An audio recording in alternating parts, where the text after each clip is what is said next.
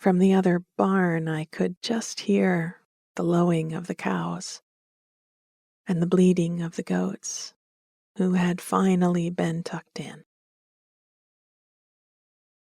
I leaned into George's shoulder and kissed his soft cheek.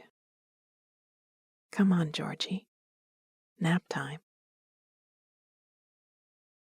He and a well-chilled Frigo followed me in, and as they settled into the straw with the other donkeys, there was a chorus that began and resounded through the barn.